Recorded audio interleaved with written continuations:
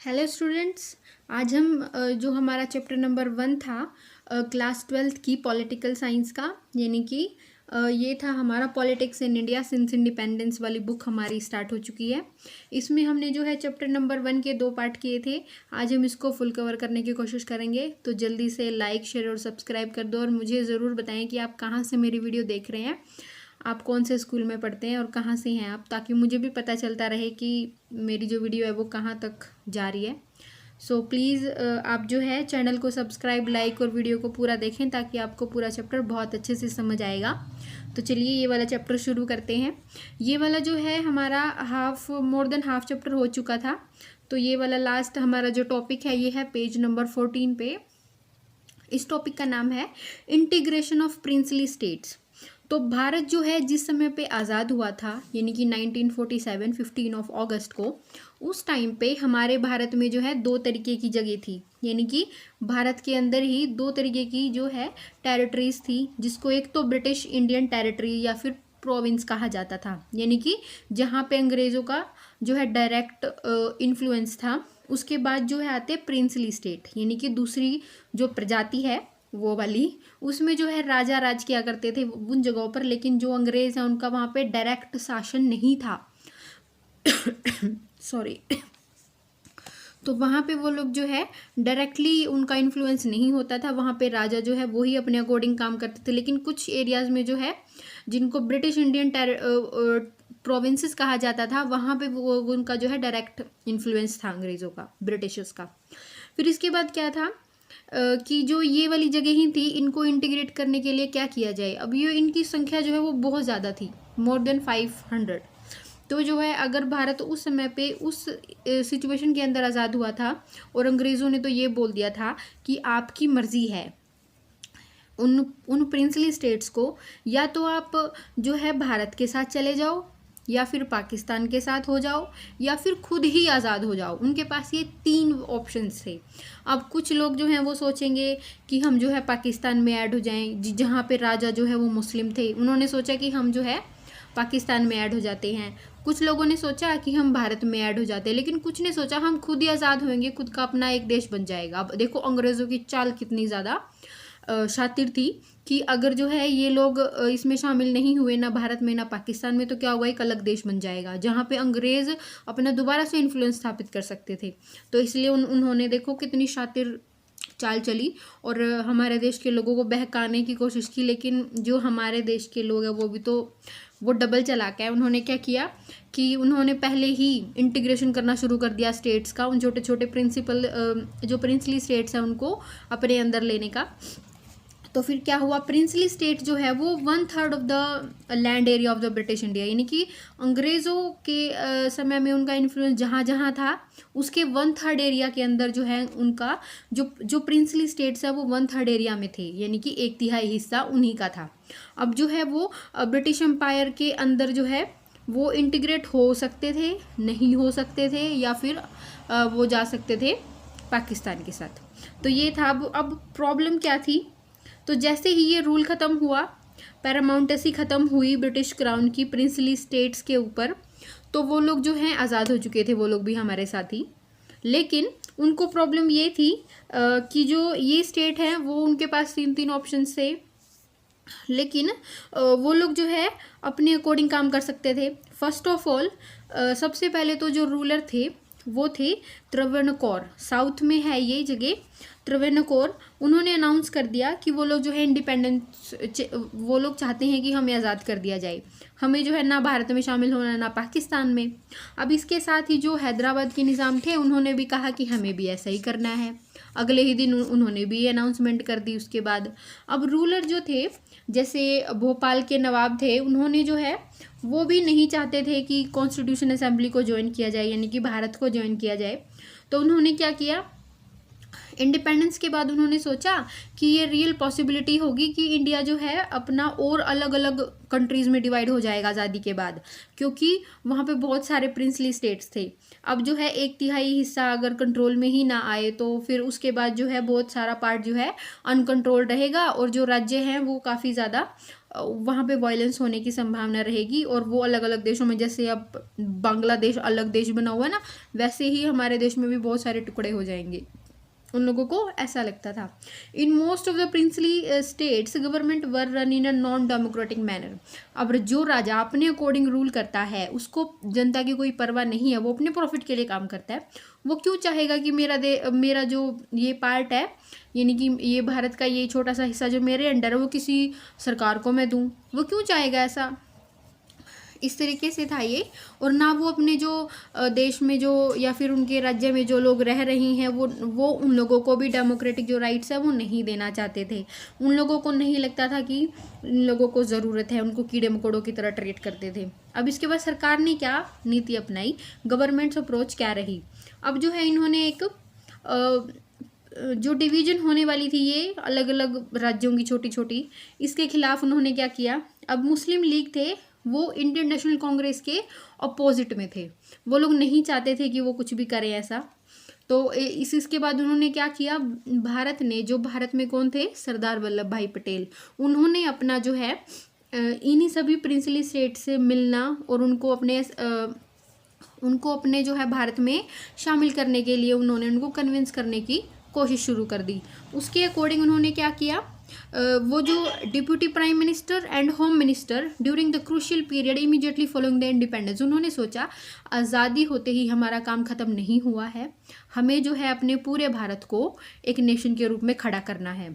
Challenges of nation building, तो ये वो चैलेंज था हमारे नेशन बिल्डिंग में, यानी कितने सारे राज्य अलग अलग जगह पर थे, इसलिए उनको इकट्ठा करने की कोशिश की गई। अब ये अप्रोच जो है भारत ने कई रीजन्स की वजह से ली। पहला रीज़न तो ये था कि बहुत सारे प्रिंसली स्टेट्स थे, वहाँ पे जो लोग रहते थे उन लोगों को अपने राजा का शासन अच्छा नहीं लगता था, उन लोगों को जो है डेमोक्रेटिक सरकार चाहिए थी, तो इसलिए वो लोग भी चाहते थे कि ऐसा हो, हमें भी यूनियन में शामिल कर लिया जाए। तो पहला रीज़न तो ये था कि सरकार ने ऐसा कदम उठाया।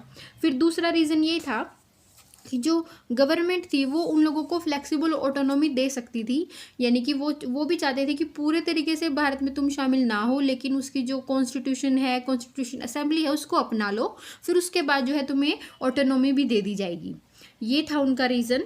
फिर ये आइडिया जो है ये in the backdrop of partition which brought into focus the contest over the demarcation of the territory, the integration and consolidation of the territorial boundaries of the nation had assumed supreme importance। उस समय पे जो भारत की जो इसके अंदर demarcation किया गया था टेरिटरी का, यानी कि उसको भी हमें संभाल के रखना है, उसमें उसी को सुप्रीम इम्पोर्टेंस दी गई, यानी कि भारत के अंदर जो जो राज्य हैं, जो जो देश हैं, उनको हमें सुप्रीम इम्पोर्टेंस देनी है, और इसी तरीके से हमारा जो नेशन है वो बिल्ड हो पाएगा अच्छे से। इसके बाद जो है क्या हुआ कि बहुत सारे the rulers of the most of the states signed the document called instrument of accession. तो यहाँ पे क्या था कि जो बहुत सारे जो राज्य हैं उनके राजाओं ने या फिर उनके जो रूलर्स थे उन्होंने डॉक्यूमेंट ऑफ असेशन, इंस्ट्रूमेंट ऑफ असेशन जो वो साइन कर दिया, बोल दिया कि हम भारत में शामिल हो रहे हैं, लेकिन कुछ जो है वो नहीं हुए। अब इनमें से कौन कौन से नहीं थे? जूनागढ़, हैदराबाद, जम्मू एंड कश्मीर और मणिपुर, ये 4 ऐसे थे जिन्होंने उसको एक्सेप्ट ही नहीं किया, और जो है more difficult than the rest, और इन लोगों का असेशन भारत में करना बहुत ज़्यादा मुश्किल था। अब इसके बाद क्या था? जूनागढ़ में क्या था कि इसका केस सबसे आसान रहा बाद में, क्योंकि जो जूनागढ़ है उसमें जो है प्लेबिसाइड करवाया गया, यानी कि लोगों का मत पूछा गया कि आप किसके साथ जाना चाहते हैं, भारत, पाकिस्तान या इंडिपेंडेंस, इन तीनों में से आप क्या चुनना चाहते हैं। तो उन लोगों ने देखा इंडिया की इमेज जो है वो एज अ बिग ब्रदर आज भी मानी जाती है एशियन स्टेट्स में, एशियन जो कंट्रीज़ है वहाँ पे। उस टाइम पे भी उन्होंने कहा कि हम जो है भारत को ज्वाइन करना चाहते हैं, और उन लोगों ने इंडिया को ज्वाइन कर लिया। अब इसके बाद जो हैदराबाद आता है, हैदराबाद में क्या हुआ? ये सबसे बड़ा प्रिंसली स्टेट्स हुआ करता था आज़ादी के समय पे। उस समय पे क्या हुआ कि आज के महाराष्ट्र, आंध्रा और कर्नाटका, ये 3 राज्यों में भी इसके कुछ हिस्से गए हुए हैं आज के टाइम पे। और जो है इसकी रूलर जो है उनको कहा जाता था Nizam and was the world's richest man, यानी कि दुनिया का सबसे अमीर आदमी था वो था निज़ाम ऑफ हैदराबाद। अब जो है उन्होंने क्या किया था, इसमें जो है वो लोग चाहते थे कि उन्हें इंडिपेंडेंट कर दिया जाए, वो लोग भारत में शामिल नहीं होना चाहते थे। तो उसके बाद उन्होंने क्या किया कि उन्होंने एक साल के लिए स्टैंड स्टिल, यानी कि हम सोचेंगे इस बारे में कि हमें क्या करना है, उन्होंने वो वाला एग्रीमेंट साइन कर लिया भारत के साथ, जो कि शुरू हुआ था नवंबर 1947 में। अब उसके बाद क्या हुआ कि वहाँ पे काफ़ी ज़्यादा जो है दंगे होने लगे। वो लोग जो है निज़ाम का जो राज्य है वो नहीं चाहते थे, उनको ऐसा लगता था कि हमें जो है निज़ाम के खिलाफ जो है हमें खड़े होना पड़ेगा ताकि वो भारत में शामिल हो जाए। अब इसके बाद क्या हुआ, धीरे धीरे करके जो विमेंस थी, महिलाएं थी, वो भी उन्होंने भी ये मूवमेंट को ज्वाइन कर लिया हैदराबाद में। हैदराबाद में क्या हुआ कि जो आर्मी थी निज़ाम की, उसको क्या कहा जाता था, उसको कहा जाता रजाकार्स, उसको रजाकार्स कहा जाता था। उन्होंने जो है पूरी की पूरी जो अपनी पैरामिलिट्री फोर्स है जो उसकी निज़ाम की, उसने उन लोगों के कंट्रोल करने में लगा दी कि अब ये जो मूवमेंट शुरू हो रहा है मेरे खिलाफ, मैं उसको कैसे दबाऊं। तो उसने उनको जो है इकट्ठा किया, अपनी पूरी जो कंपनी है या फिर उसकी जो फौज है उसको उसने पूरी जनता के पीछे लगा दिया। और ज़्यादातर जो थे नॉन मुस्लिम्स थे, यानी कि हिंदू थे, जैन, क्रिश्चियंस, बुद्ध वगैरह, उनके खिलाफ उसने ये शुरू कर दिया। और जो रजाकर्स थे उनकी कोई बाउंड्री नहीं थी, उन लोगों को एट्रोसिटीज़ करने के लिए किसी प्रकार का कोई भी उन लोगों को दर्द महसूस ही नहीं होता था, वो किसी को भी मार देते थे।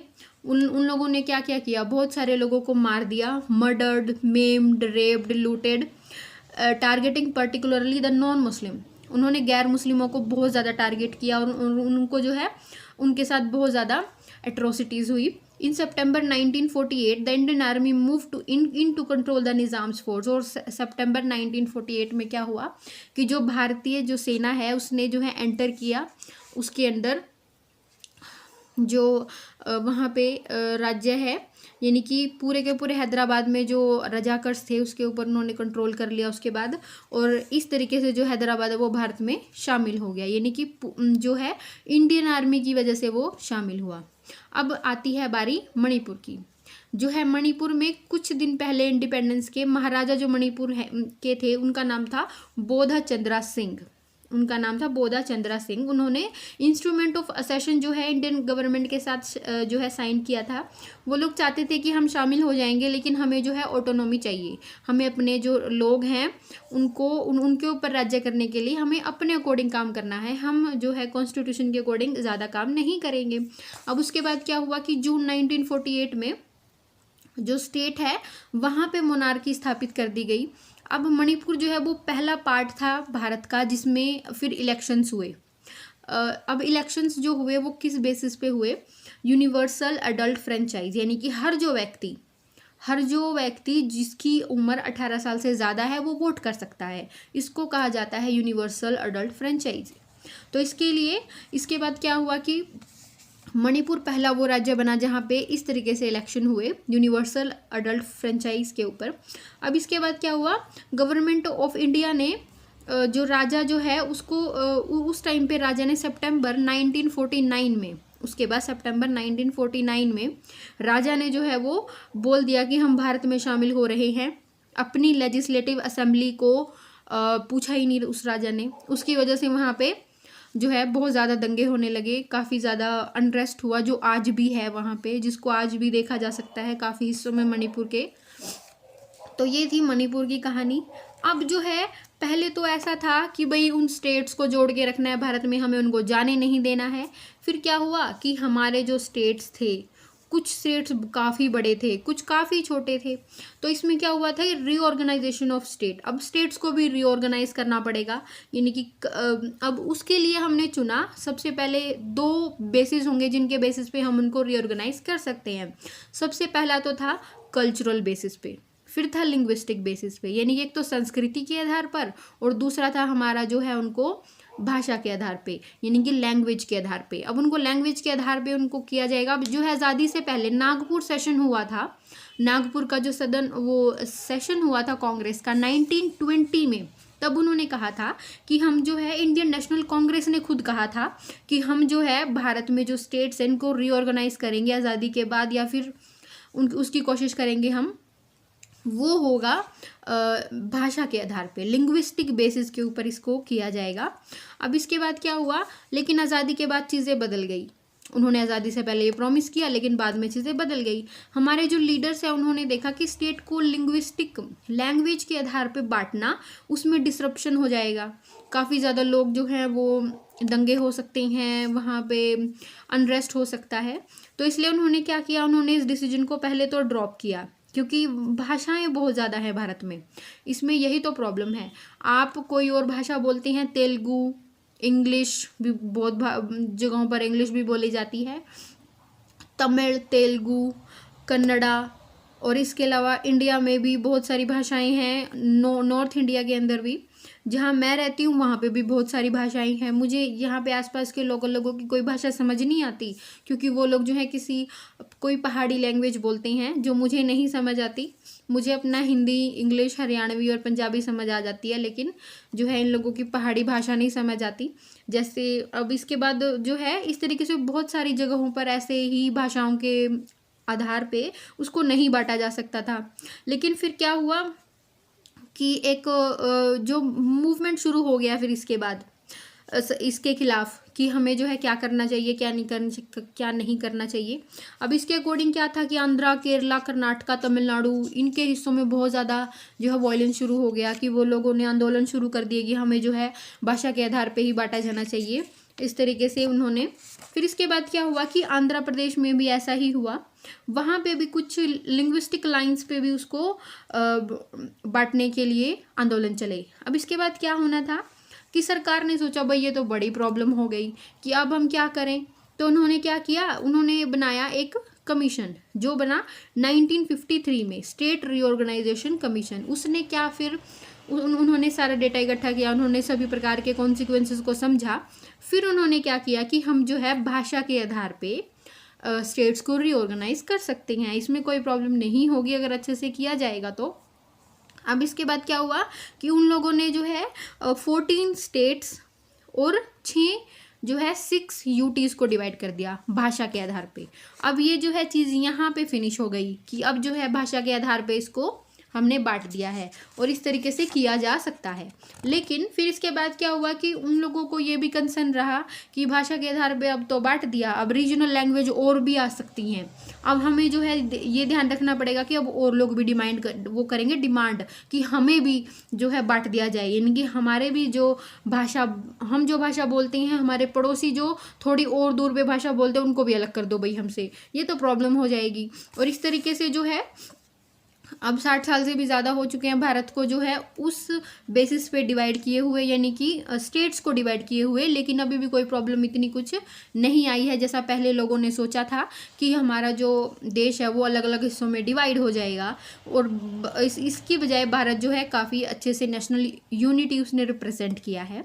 अब इसके बाद क्या है, इसके बाद above all the linguistic states underline the acceptance of the principle of diversity. जो भारत में भाषा के आधार पर जिन राज्यों को बांट दिया गया था, अब उनके अंदर प्रिंसिपल ऑफ डाइवर्सिटी को उन लोगों ने एक्सेप्ट कर लिया है। डाइवर्सिटी का मतलब होता है अनेकता। अब ये है हमारा अनेकता में एकता। हमारा देश जो है अनेक भाषाओं, अनेक कल्चर से मिलके बना है, लेकिन फिर भी हम एक हैं एज अ वन नेशन। अब इसके बाद जो है ये चॉइस रही कि हमें जो है it was a choice in favour of reorganising and accepting the existence of difference which could at a time be oppositional. उस टाइम पे कुछ जो हमारे डिफरेंसेस थे वो बिल्कुल उल्टे थे, लेकिन अब जो है डेमोक्रेसी ने सभी को एक साथ जोड़ दिया है। Democracy in other word associated with plurality of ideas and ways of life। यानी कि ज़िंदगी जीने का एक तरीका है डेमोक्रेसी। इस तरीके से बहुत सारे लोग एक साथ मिलके रह सकते हैं। किसी को भी हम जो है डिस्क्रिमिनेट नहीं करेंगे, ना जाति के आधार पे, ना मोटापे के आधार पे, ना रंग के आधार पे, ना लिंग के आधार पे, ना ही उसकी जगह के जहाँ पे वो रहता है उसके आधार पे। ठीक है, इस तरीके से हम जो है किसी को भी डिवाइड नहीं करते। Much of the politics in the later period was to take place within this framework, यानी कि भारत में उसके बाद जो पॉलिटिक्स है वो इसी फ्रेमवर्क के अकॉर्डिंग चली है, डेमोक्रेसी के अकॉर्डिंग चली है। ठीक है, ये वाला जो है हमारा चैप्टर फिनिश हो गया है। इसके बाद जो है हम इसके क्वेश्चन आंसर्स को डिस्कस करेंगे नेक्स्ट वीडियो में, तो तैयार रहें उसके लिए। उसके साथ ही मैं जो है इस साल जो है हमारे इस चैप्टर से जो क्वेश्चंस आए हैं CBSE में या फिर किसी स्टेट बोर्ड में भी, वो भी हम डिस्कस करेंगे। तो अगर आपको ये वीडियो पसंद आती है तो please like, share and subscribe, और वीडियो को पूरा देखें ताकि आपको चैप्टर अच्छे से समझ आए। Okay, thank you.